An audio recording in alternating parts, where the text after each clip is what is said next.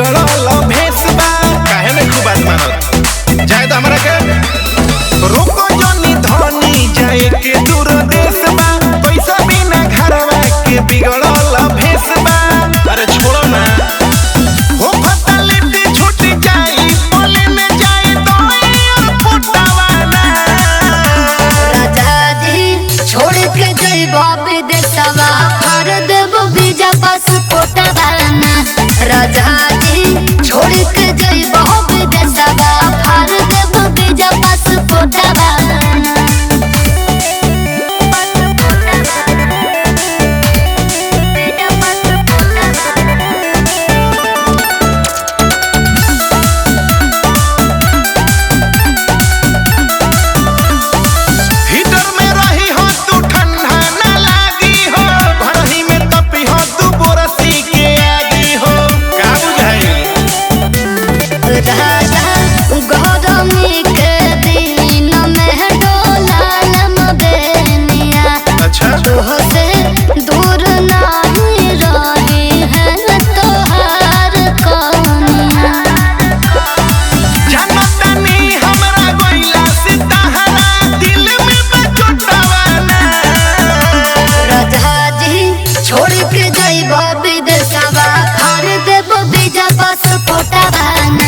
राजा जी छोड़ के जइबो विदेशवा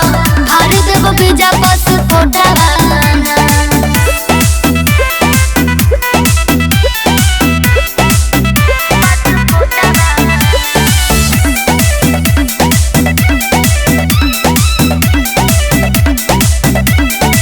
झूठो के धनिया तू करेलू फिक्रिया हो काम नहीं चली खाली रहला से भिरिया हो बात के बुझो का कहतनी देखी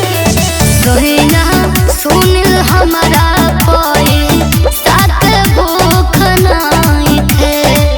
भले जे तने में बानी हमारा दुख नहीं थे मुनी लाल पर तू मन के हमारा मिले सपटवाना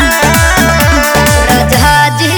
छोड़ के जइबो विदेशवा हर देबो वीजा